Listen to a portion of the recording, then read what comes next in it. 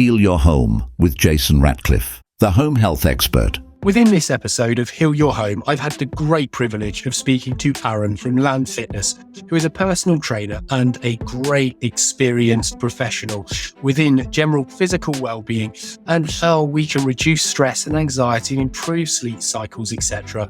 within our daily life. Here's what we talked about. On the show, it's great to have you here, and it's awesome to have your perspective on obviously well-being from a personal training perspective, rather than the normal industry construction professionals that we normally have on. But for everyone who doesn't know, could you introduce yourself? Firstly, this has been a long time coming. We've been trying to do this for a while, so it's a pleasure to be here. My name's Aaron, and I run the personal training business LANfitness. I've been a personal trainer for 3.5 years now and absolutely love it. And there's many aspects to health, and I'm sure I can bring a lot of value to this podcast. Fantastic. Well, thank you so much for being here.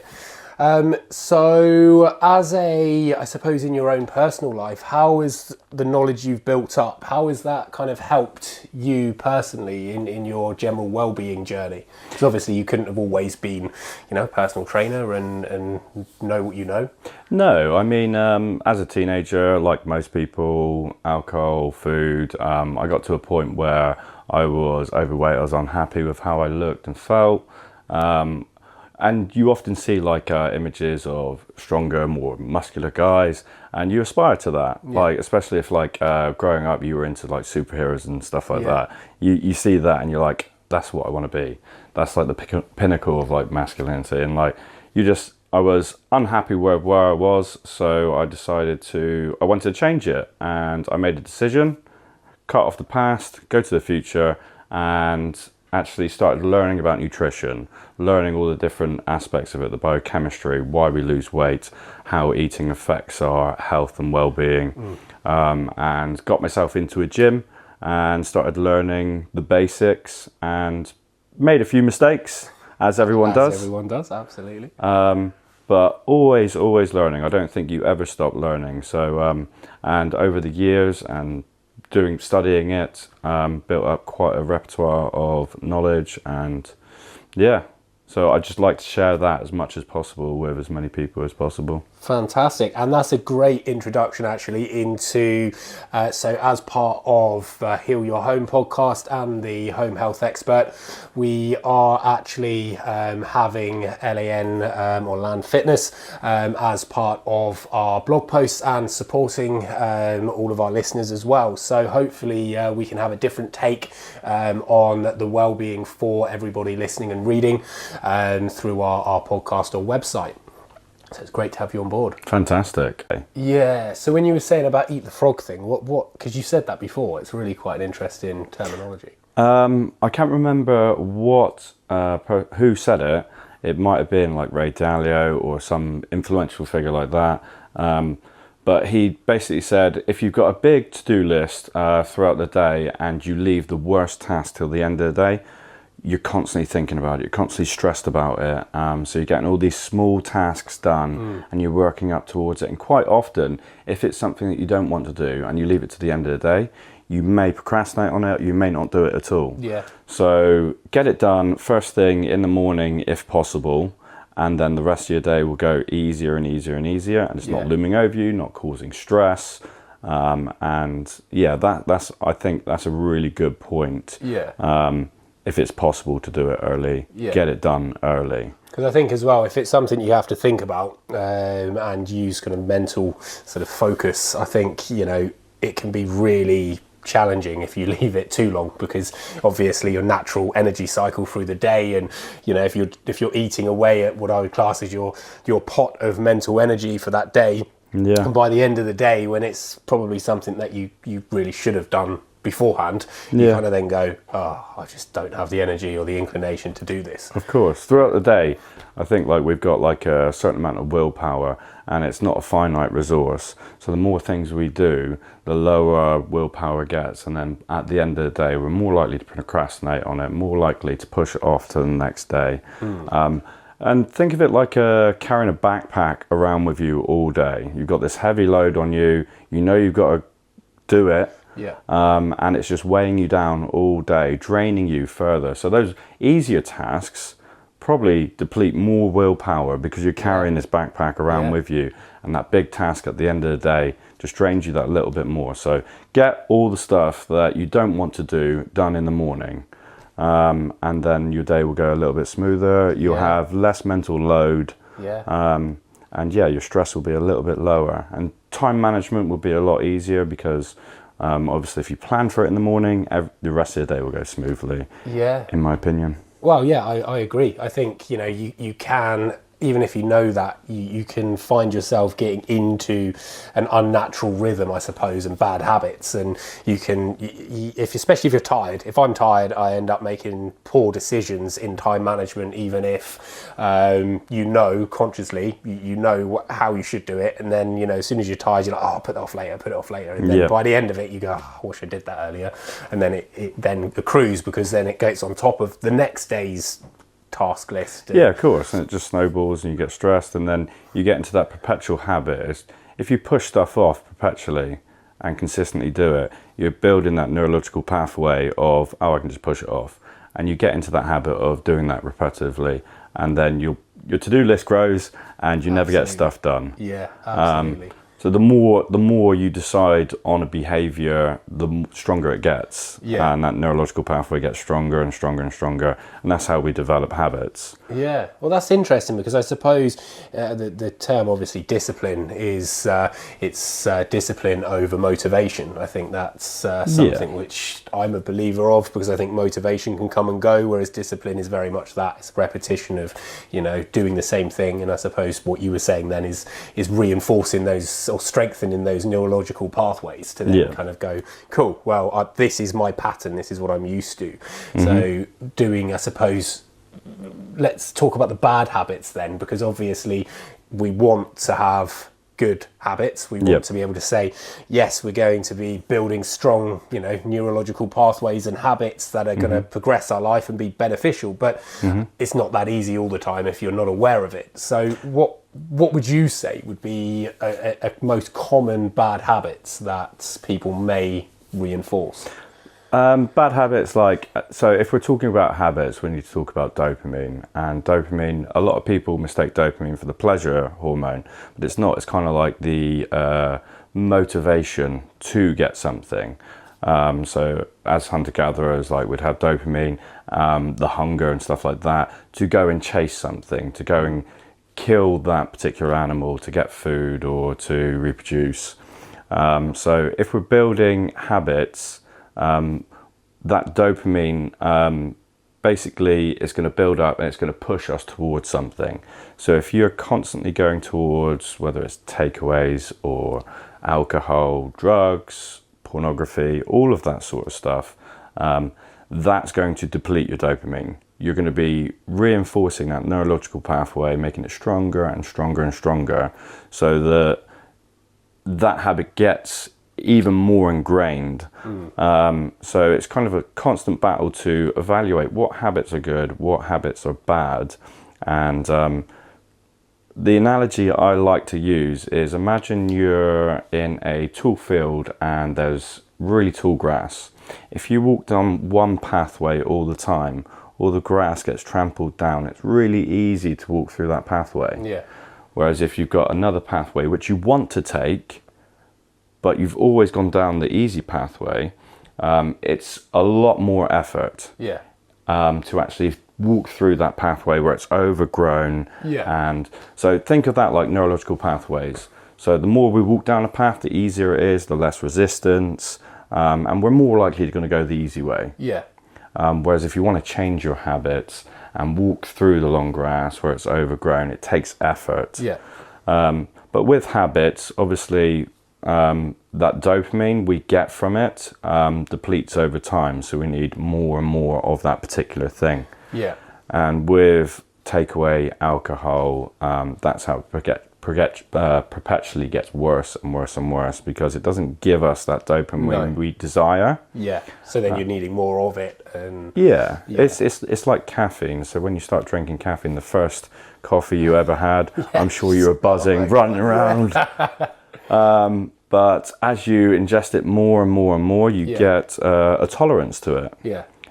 It's much like the stimulus that gives us dopamine, whether it's alcohol or whatever. We need more stimulus from that thing to get the same amount of dopamine. Yeah. So you really need to choose your habits wisely, because if you compound on a negative habit, it can really be a downward spiral. Yeah, so that's really interesting, because obviously that is something that can be put in place for good and bad habits, and I suppose it's the same process. And like you were saying about kind of going through that field and the easiest path, now a lot of people may associate an easy path, or an easier path, with bad habits, but actually if you're focused on discipline, or doing the right choices, eventually going to the gym, or making a light work-life balance, or whatever it may be, will reinforce positive habits. And then it will be harder to make the wrong choices, because that isn't something you're used to. Yeah, exactly. That's exactly right.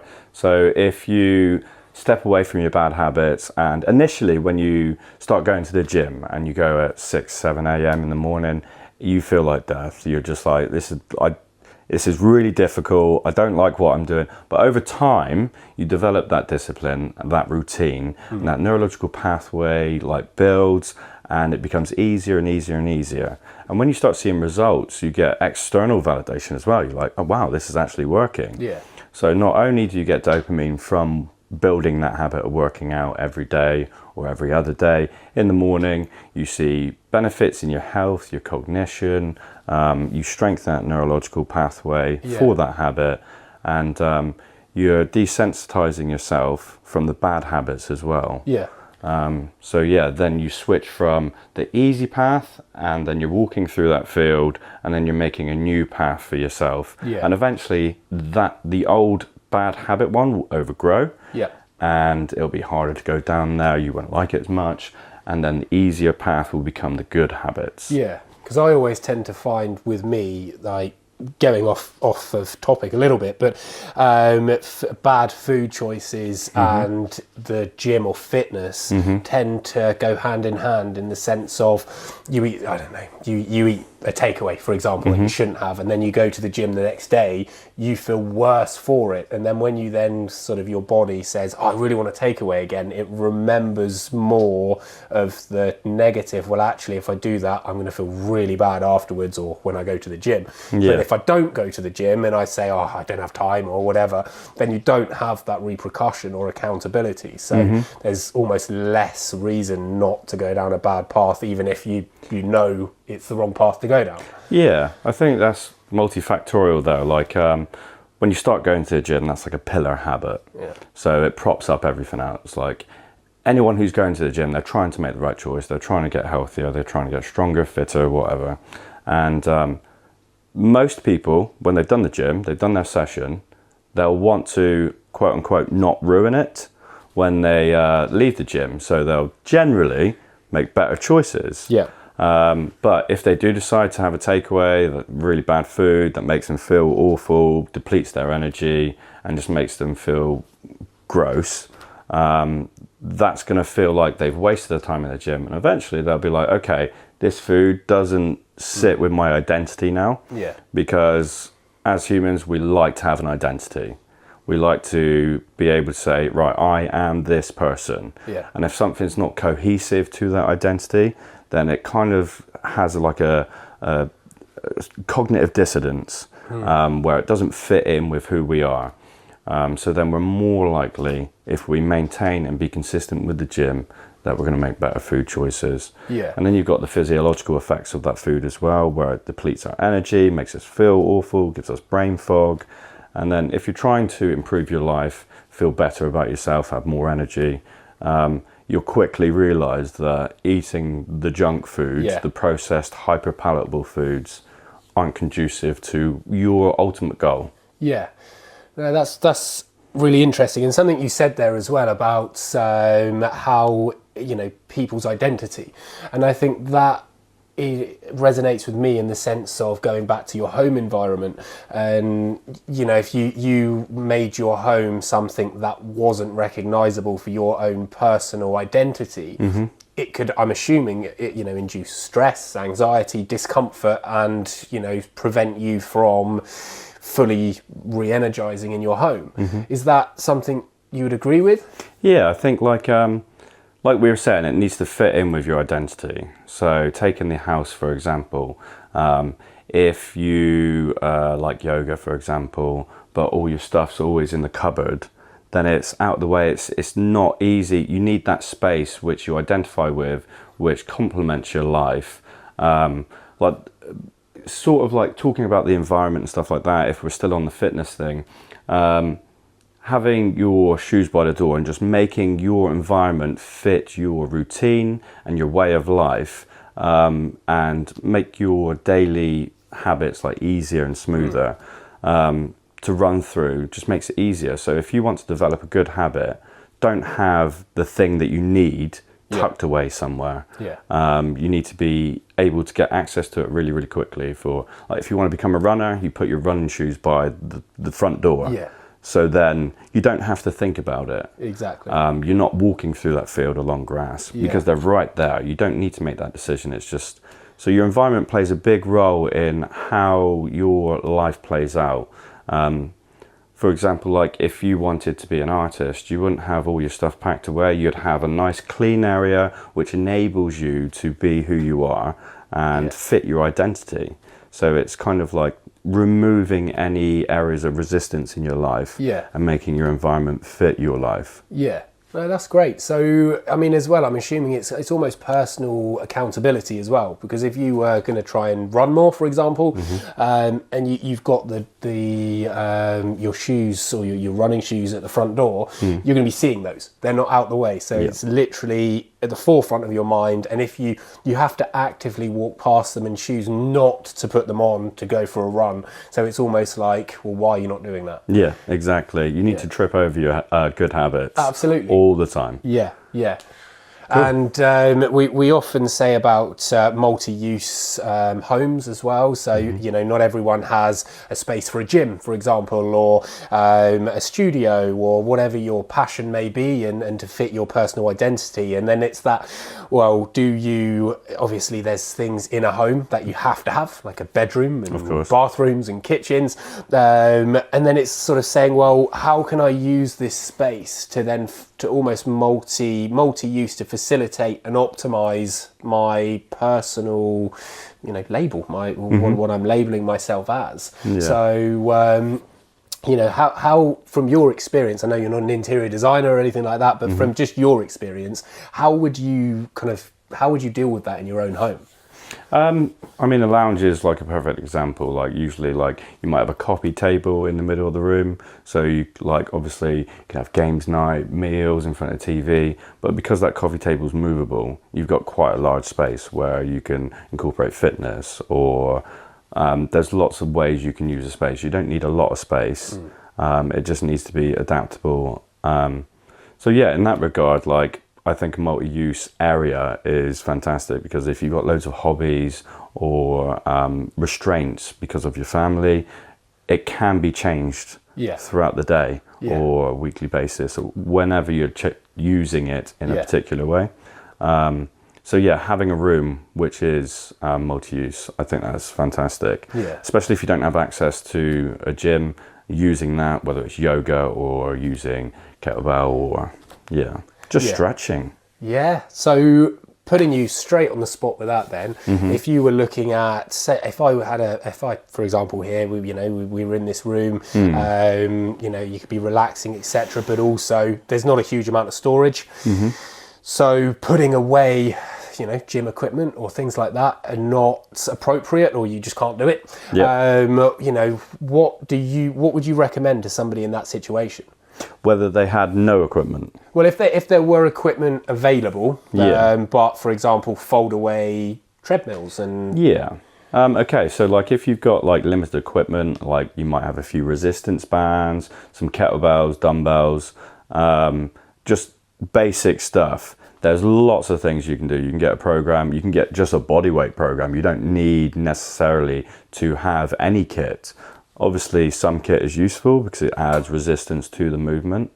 But yeah, if you've got a few resistance bands, dumbbells, kettlebells, they can easily be stored away in a small box under the stairs or wherever. Yeah. And there's plenty of things you can do. You don't necessarily need heavy weight to actually gain mobility, strength, or power or anything like that with fitness. There's lots of techniques you can use to increase its efficacy. For example, like you could control the tempo. You could do X amount of reps. So like for hypertrophy, for example, if you're trying to gain some muscle, rep ranges between 8 and 30. If you get close to failure, you're going to get that hypertrophic stimulus and that muscle growth.